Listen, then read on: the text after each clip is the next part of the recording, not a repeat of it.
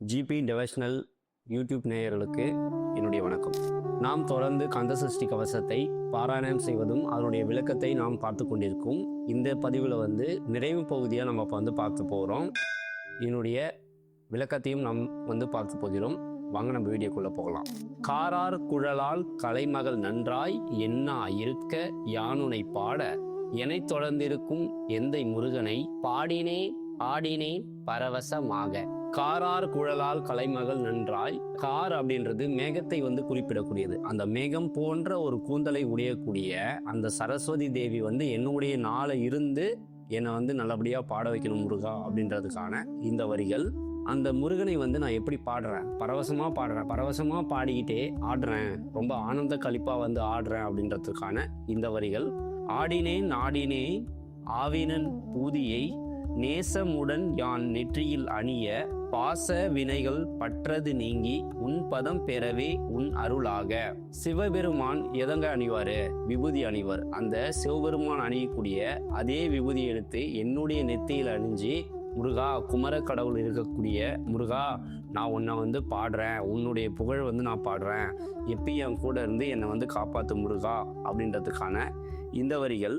அன்புடன் ரட்சி அன்னம் உன் சொன்னமும் மெத்த மெத்தாக வேளா யுதனார் சித்தி பெற்றடியேன் சிறப்புடன் வாழ்க வாழ்க வாழ்க மயிலோன் வாழ்க. நம்மளுடைய வாழ்க்கையில இந்த சோறும் இந்த பொண்ணும் கிடைச்சிட்டா நம்ம வாழ்க்கையில எந்த கஷ்டமும் இல்லாம இருக்குங்க. அதை கிடைக்கிறதுக்காக முருகா எப்பயுமே என் கூட இரு, சித்தி பெற்றடியேன் சிறப்புடன் வாழ்க அப்படின்னா, உன்னுடைய சித்தம் இருந்தாதான் நான் உன்னுடைய அடியை நான் தொட முடியும், உன்னுடைய திருவடியை நான் வணங்க முடியும் அப்படின்றத எல்லா வரிகளும் நாம் தெளிவாக நம்மளாலே அந்த விளக்கத்தை கூற முடியும். வாழ்க வாழ்க வடிவேல் வாழ்க, வாழ்க வாழ்க மலைக்கூறு வாழ்க, வாழ்க வாழ்க மலைக்கூற மகளுடன் வாழ்க வாழ்க வாரண துவசம். இந்த வரிகள் எல்லாமே முருகப்பெருமானை பல்வேறு விதமாக போற்றுகிறது. மயிலோன் அப்படின்னா மயில் மேல இருக்கக்கூடிய குமர கடவுளே உன்னை வணங்குகிறேன் வாழ்க. அடுத்த வடிவேல், வடிவு அப்படின்னு சொல்லக்கூடிய அந்த வேலை தாங்கி கொண்ட முருகப்பெருமானே வாழ்க.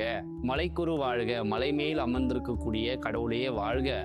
மலைக்குற மகளுடன் அப்படின்னா அந்த மலைக்குரத்தி என்று சொல்லக்கூடிய வள்ளிக்குரத்தியோடு இருக்கக்கூடிய அந்த குரமகளுடன் இருக்கக்கூடிய முருக கடவுளே வாழ்க. வாரண துவசம் அப்படின்னா உன்னுடைய சேவற்குடியை உடைய அந்த புகழ் பாடணும்.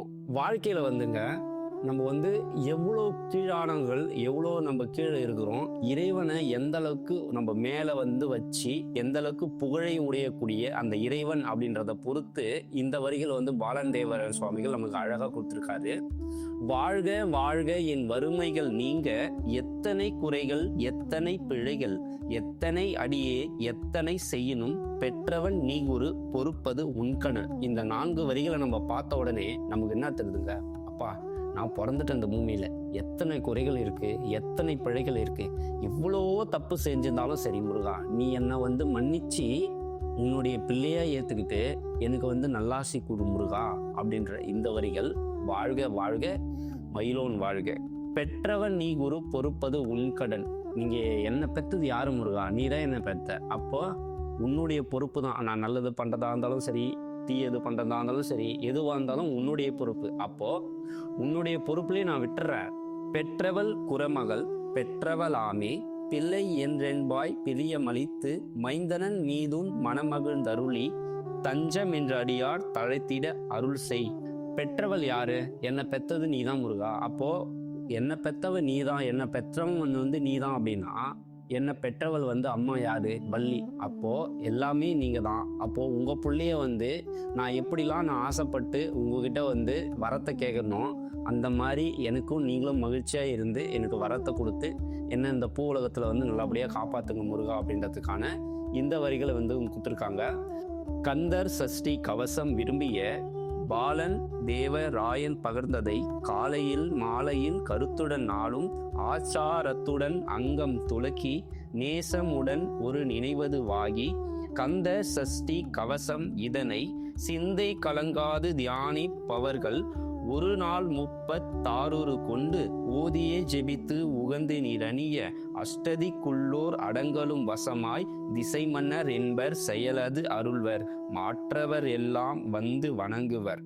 நவகோல் மகிழ்ந்து நன்மை அளித்திடும் நவமத நினவும் நல்லெழில் பெறுவர் எந்த நாளும் ஈரெட்டாய் வாழ்வர் கந்தர் கைவேலாம் கவசத்தடியை வழியாய் காண மெய்யாய் விளங்கும் விழியார் காண வெருண்டிடும் பேய்கள் பொல்லாதவரை பொடி பொடியாக்கும் நல்லோர் நினைவில் நடனம் புரியும் சர்வசத்துரு சங்காரத்தடி அறிந்தெனதுள்ளம் அஷ்டலட்சுமிகளில் வீரலட்சுமிக்கு விருந்துணவாக சூரபத்மாவை துணித்தக எதனால் 27வர்க்கு குவந்து முதலித்த குருபரன் பழனி குன்றினில் இருக்கும் சின்ன குழந்தை சேவடி போற்றி என்னை தடுத்தாட்கொள்ள என்றனதுள்ளம் மேவிய வடிவுறும் வேலவா போற்றி தேவர்கள் சேனா பதியே போற்றி குரமகள் மணமகள் கோவே போற்றி திறமிகு திவ்விய தேகா போற்றி இடும்பாயுதனே இடும்பா போற்றி கடம்பா போற்றி கந்தா போற்றி வெற்றி புனையும் வேலே போற்றி உயர்கிரி கனக சபைக்கோர் அரசே மயில் நடமிடுவோய் மலரடி சரணம் சரணம் சரணம் சரவண பவ ஓம் சரணம் சரணம் சண்முகா சரணம் சரணம் சரணம் சண்முகா சரணம். இந்த கந்த சஷ்டி கவசத்தை விரும்பி எழுதிய பாலன் தேவராயன் சுவாமிகள் அவர் என்ன சொல்லியிருக்காரு அப்படின்னா, யாரெல்லாம் இந்த கந்த சஷ்டி கவசத்தை தினமும் எழுந்து தூய நீரில் நீராடி விட்டு காலையிலையும் மாலையிலையும் ஆச்சாரத்துடன் அப்படின்னா நம்மளுடைய உடல் பாகங்கள் எல்லாத்தையும் தூய்மைப்படுத்தி குளிச்சுட்டு அதோடு மட்டும் இல்லாமல் மனசையும் தூய்மையாக வச்சுக்கிட்டு இந்த கந்த சஷ்டி கவசத்தை தினந்தோறும் ஒரு நாளைக்கு முருகப்பெருமானின் நாமங்களை சொல்லி 36 முறை யாரெல்லாம் படிக்கிறாங்களோ அவங்க வாழ்க்கையில் எவ்வளோ பெரிய பிரச்சனை இருந்தாலும் சரி எல்லாமே நீங்கி முருகா இது எனக்கு சத்திய வாக்கு பண்ணு முருகா அப்படின்ற மாதிரி இந்த கந்த சஷ்டி வரிகளில் அவருடைய நேமையும் அவருடைய பெயரையும் இங்கே குறிப்பிட்டு நமக்கு சொல்லியிருக்கார். அஷ்டரிக்குள்ளோர் அடங்கலும் வசமாய் அப்படின்னா இந்த 8 திக்கத்திலும் அஷ்டம் அப்படின்னாவே நமக்கு எல்லாருக்கும் தெரிஞ்ச விஷயம் 8ன்னு அர்த்தம். அப்போ 8 திசைகளில் இருக்கக்கூடிய தேவர்கள் எல்லாருமே சேர்ந்து எனக்கு வசமா இருக்கணும், என் கூட பாசமா இருக்கணும், என் கூட வணங்கிட்டு இருக்கணும், அந்த பகைவர்களும் என்கிட்ட வணங்கணும் முருகா.